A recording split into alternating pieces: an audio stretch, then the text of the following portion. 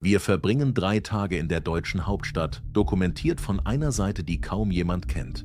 Armut, Vermüllung, offene Drogenszenen und Prostitution.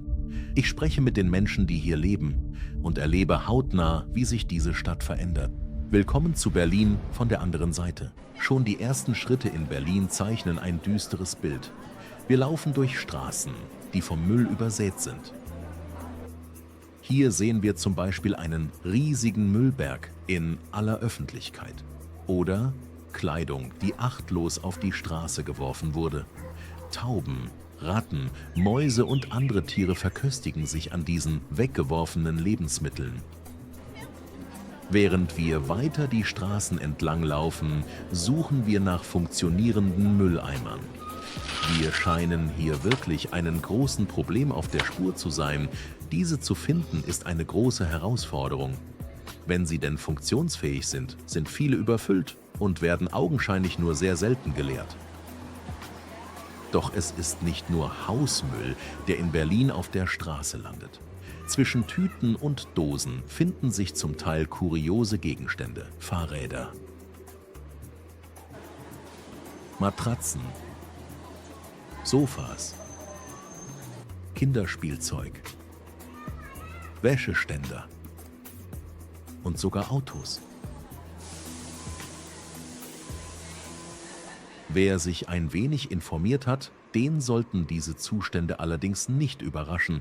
Immerhin gilt Berlin mittlerweile als eine der dreckigsten Städte in ganz Europa. Einige Hausbesitzer erzählen uns, dass noch ärgerlicher als der Müll die Graffiti-Sprühereien sind. Von Hauswänden über Fenster, Türen und Schaufenster.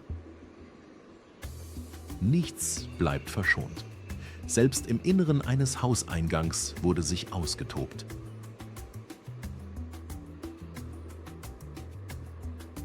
Auch politische Botschaften werden hier mit Sprühdosen in die Stadt geschrieben.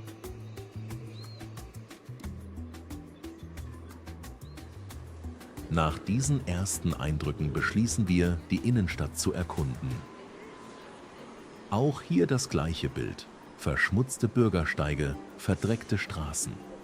Nicht selten beanspruchen Gruppen von Obdachlosen den Gehweg für sich.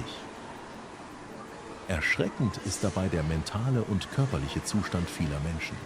Sie wanken unter offensichtlichem Drogeneinfluss oder haben sich Bushaltestellen zu Schlafplätzen umfunktioniert.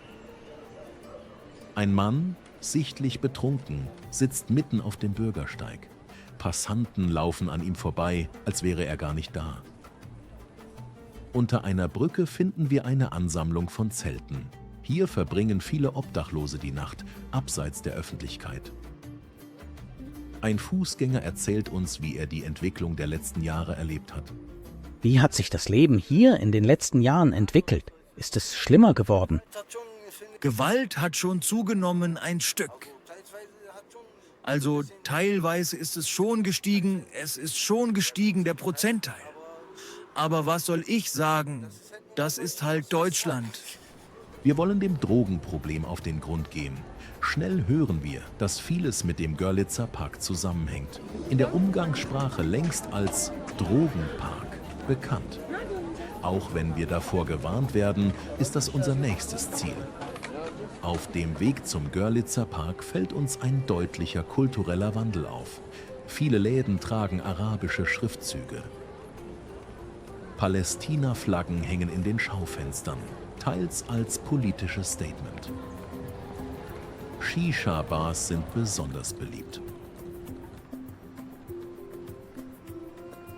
Daneben finden sich Übersetzungsbüros oder sogar Waffengeschäfte. Eine arabisch geprägte Lebensweise ist mittlerweile Teil des Stadtbildes. Der Geruch von Gras liegt in der Luft. Manche Passanten rauchen in aller Öffentlichkeit. In den Straßencafés genießen die Menschen das Wetter. Wir hören mindestens 20 verschiedene Sprachen. Auch die Kleidung hat sich verändert. Viele Frauen tragen Kopftücher oder lange Kleider. Besonders auffällig ist hier der Kulturunterschied zwischen den wenigen, etwas verloren wirkenden Touristen und dieser Lebensweise, die kaum noch etwas mit der traditionell westlichen zu tun hat. Je näher wir dem Görlitzer Park kommen, desto mehr Leerstand fällt uns auf. Geschlossene Läden.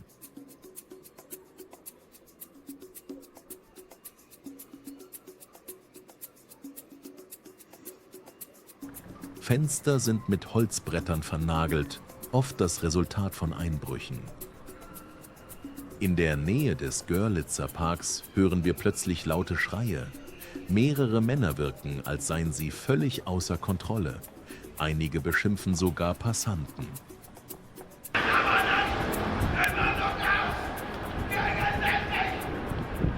Eine ältere Dame sucht in einem Mülleimer nach Lebensmittelresten. Auf dem Boden finden wir leere Lachgaskartuschen, achtlos von Konsumenten weggeworfen. Angekommen im Park fallen uns neben den zahlreichen Dealern, die auf Kundschaft warten, vor allem die massive Vermüllung auf. Die gesamten Wiesen sind regelrecht davon übersät. Zwischen Essensresten picken Vögel ihr Mittagessen zusammen. Eine Anwohnerin erzählt uns, dass dies hier kein Ausnahmezustand, sondern Alltag sei. Ich finde es gut, dass Sie das jetzt mal so lassen, dass die Leute es sehen. Berlin ist schon immer schmutzig, aber jetzt sehen es endlich auch mal die Touristen, wie es hier in dieser Stadt aussieht. Die Polizei? Weit und breit nicht zu sehen. Die Drogengeschäfte laufen offen ab. Trotzdem filme ich hier heimlich. Ich möchte mir nicht ausmalen, was passiert, wenn wir hier mit der Kamera erwischt werden. Frauen, die sich hier mit dem Nötigsten versorgen, stammen oft aus den benachbarten Rotlichtvierteln. In Berlin gehören sie zur Armutsprostitution. Man begegnet ihnen an jeder Ecke. Sie verschwinden mit ihrer Kundschaft in den rot erleuchteten Hotelzimmern. Entsprechende Geschäfte lassen bei den Kunden keine Wünsche offen. Beim weiteren Schlendern durch die Berliner Straßen begegnen wir einen älteren Herrn, der uns von seinem Leid klagt. Wohnen Sie hier? Wie leben Sie hier als Rentner? Eine Katastrophe. Ich bin selber Rentner, habe aber keine Chance hier. Man kann nur sehr schwer überleben. Ich habe hier in Deutschland über 20 Jahre lang gearbeitet, immer alles gezahlt. Und jetzt komme ich kaum mehr über die Runden. Das ist wirklich schrecklich. Wir nehmen uns vor, die Wohnbedingungen genauer anzuschauen, in denen der ältere Herr sein Leben fristet. Auf dem Weg fällt uns eine massive Polizeipräsenz auf. Eine große pro-palästinensische Demonstration sorgt für Straßensperrungen. Zwischendurch kommt es zu kleineren Auseinandersetzungen. Als ich filme, schnauzt mich ein Polizist an. Man will nicht, dass wir ihre Arbeit dokumentieren. In den Wohnvierteln angekommen, stechen uns verfallene Hochhäuser ins Auge. Viele Investoren scheinen sich nicht um den Zustand zu kümmern. Die Mieter leben teils unter katastrophalen Bedingungen. Eine Bahn fährt stündlich durch das Viertel. Der Boden bebt jedes Mal.